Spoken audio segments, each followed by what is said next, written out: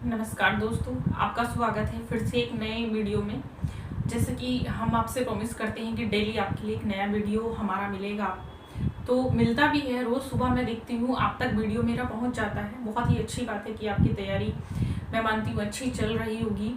जैसा कि समय अभी चल रहा है उस हिसाब से तो आपकी तैयारी मैं आशा करती हूँ अच्छी चल रही होगी। उसको थोड़ा सा अच्छा और बनाने के लिए किस तरह से मैं उसको अच्छा बना सकती हूँ या किस तरह से आप उसको अच्छा बना सकते हैं, उसके लिए मैं आज कुछ टिप्स लेकर आई हूँ आप लोगों के लिए। लेकिन उससे पहले आप लोगों को मेरी सारी वीडियो देखने के लिए और सारी जानकारी प्राप्त करने के लिए इस चैनल को लाइक करना होगा, सब्सक्राइब करना होगा। मेरी वीडियो को लाइक करेंगे, सब्सक्राइब करेंगे और मुझे कमेंट भी करेंगे कि मेरी वीडियो आपको कैसी लग रही है और आपकी जो तैयारी है वो कहाँ तक पहुँची है, कहाँ कमी है। वो सारी चीज़ें जब आप मुझे बताएंगे तो मैं आगे आपके लिए उसी के हिसाब से आपके जो टॉपिक हैं वो लेकर आऊँगी। तो सबसे पहले आज हम आपको बताने वाले हैं, जो टॉपिक हमारा रह रहा था अभी, मैंने आपको कालीघाट चित्रों के बारे में बताया था, लेकिन उड़ीसा के चित्र जो थे, जो पटचित्र हमारे चल रहे थे, उड़ीसा के पटचित्र रह गए थे। दोस्तों ये छोटा सा टॉपिक है, ज़्यादा बड़ा नहीं है, इसीलिए मैं कुछ कमेंट्स भी आपके लिए लाई हूँ। कुछ कमेंट्स मैंने देखे हैं बच्चों के आ रहे हैं जो मुझे बताने हैं क्या क्या कमेंट्स बच्चों के आ रहे हैं, तो उन कमेंट्स को लेकर भी आज मैं आपके जवाब लेकर आई हूँ। लेकिन उससे पहले हम जान लेते हैं आपकी जो शैली है, उड़ीसा शैली या उड़ीसा चित्रकला, उड़ीसा शैली। बहुत कम लोग इस शैली के बारे में बता पाते हैं। देखिए, अगर आप देखेंगे उड़ीसा शैली बहुत ही प्राचीन है, या इसका उद्भव कहाँ से हुआ है, कैसे हुआ, इसके बारे में कुछ नहीं कह सकते हैं।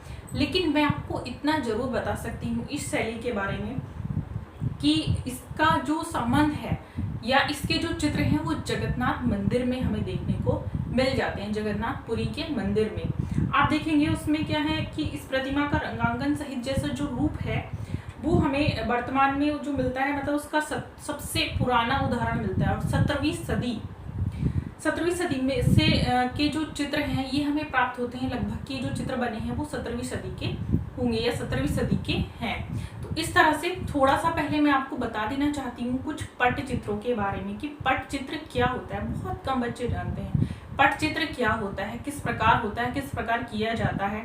बस नाम तो पता है पटचित्र, लेकिन पटचित्र के बारे में नहीं जानकारी है उनको। तो मैं आज आपको बताने वाली हूँ पटचित्रों के बारे में। उससे पहले चैनल को सब्सक्राइब करने के साथ साथ जो बच्चे मेरी ऑनलाइन क्लास लेना चाहते हैं एग्ज़ाम के लिए, मैं पहले ही बता दूं, जो बच्चे 15 दिन पहले, 1 महीना पहले आएंगे उनके लिए मेरे पास कोई क्लास नहीं है। जो बच्चे पहले आ जाते हैं उनकी तैयारी अच्छे से हो जाती है। तो जो कि मेरा नया बैच अभी स्टार्ट हो चुका है, अभी चल रहा है, अभी हो चुका है, उसमें ज़्यादा कुछ नहीं हुआ है, सिर्फ प्रागैतिहासिक काल के बारे में मैंने थोड़ा सा बताया है। तो जो बच्चे लेना चाहते हैं वो मेरी ऑनलाइन क्लास ले सकते हैं 9599670200 पर मुझे कांटेक्ट करके। तो चलिए सबसे पहले हम बताते हैं उड़ीसा के पटचित्रों के बारे में। शायद आपको उड़ीसा लिखा हुआ दिख नहीं रहा है, तो सॉरी, थोड़ी सी मिस्टेक हो जाती है मेरी तरफ से, टेक्निकल। हाँ, अब दिख रहा है। अब देखिएगा, ये जो परंपरा है अगर आप देखेंगे तो ये लगभग 400 साल पुरानी परंपरा है। देखिए परंपरा कितनी पुरानी है, लगभग 400 साल पुरानी।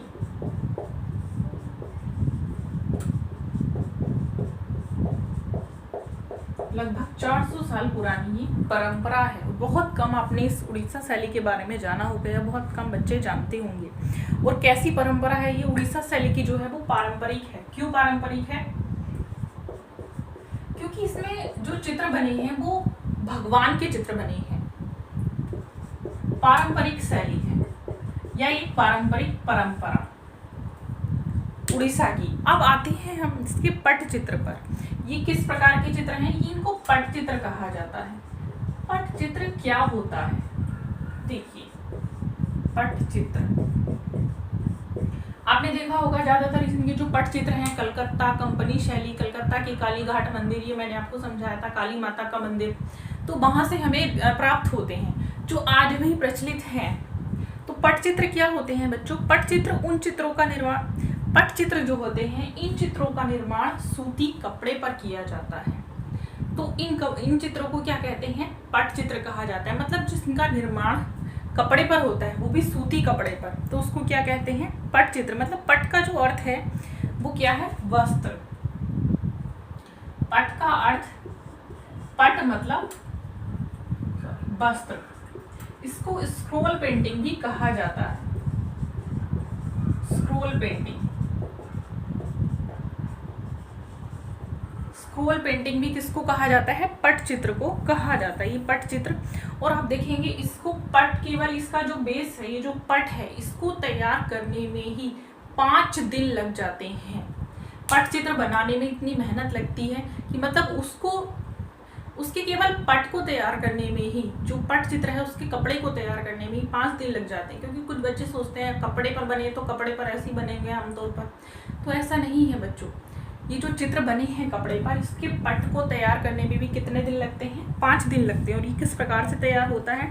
तो ये 2 परतों की लेही द्वारा, 2 परतों की लेही होती है और इसको आपस में चिपकाकर तब इस पट को तैयार किया जाता है, और इस पूरी प्रोसीजर में 5 दिन लग जाते हैं। ठीक है, तो ये होते हैं आपके पटचित्र, याद रखेंगे। अब देखिए इसमें कथाएं किस प्रकार की हैं। तो इसमें जो कथाएं हैं वो पौराणिक हैं। पौराणिक कथाओं पर इसमें हमें चित्र प्राप्त होते हैं। और विषय, इसके जो विषय हैं वो है जगन्नाथ मंदिर,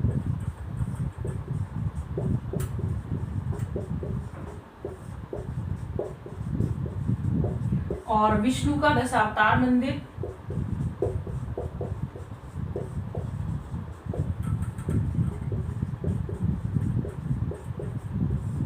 और राधा कृष्ण के चित्र बने हैं, कृष्ण के चित्र बने हैं, गणेश के चित्र बने हैं। इसमें इस तरह से कुछ चित्र हमें यहाँ से प्राप्त होते हैं। रंग कैसे हैं? इसमें प्राकृतिक रंग यूज किए गए, खनिज रंगों के साथ प्राकृतिक रंग।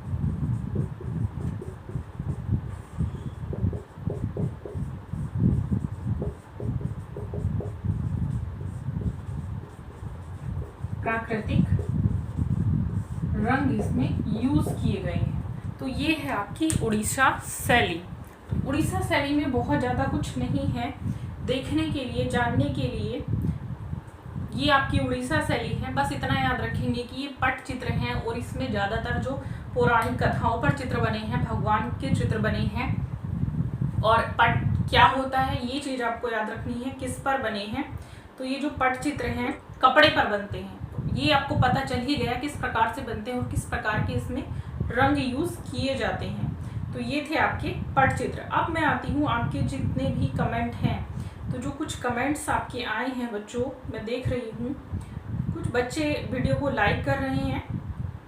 तो सबसे पहले मैं उनके लिए थैंक यू बोलना चाहूँगी, जो बोलते हैं कि आपका वीडियो बहुत अच्छा है, बहुत लाभपूर्ण है। उन बच्चों के पर्सनली भी मेरे पास कमेंट्स आते हैं, तो बहुत ही अच्छी बात है, आपको मेरे जो वीडियोस हैं वो पसंद आ रहे हैं। चलिए कुछ बच्चों के मैं देखती हूँ कि कमेंट्स हैं, जैसे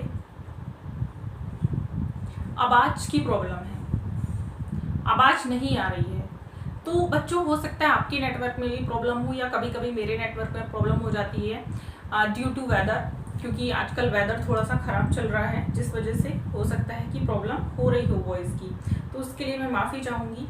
एक बच्चे ने कमेंट किया है कि आपके चैनल में प्रॉब्लम है कि नोट्स रोज़ नहीं देते हैं। तो बच्चों एक चीज़ मैं आपको बता देती हूँ, हमारे चैनल में तो फिर भी आपको डेली नोट्स और वीडियो डेली आपको प्रोवाइड कराया जा रहा है। बहुत से चैनल में आपको डेली कुछ नहीं मिलता, वीक में मंथ में एक बार वीडियो मिलेगा, और नोट्स के नाम पर भी सिर्फ मोटी मोटी चीज़ें आपको वो पढ़ा देते हैं, इतना डीपली कोई नहीं जाएगा। तो इस तरह की बातें ना करें। आप शिक्षक बनने जा रहे हैं, कोशिश करिए एक अच्छे शिक्षक आप बने।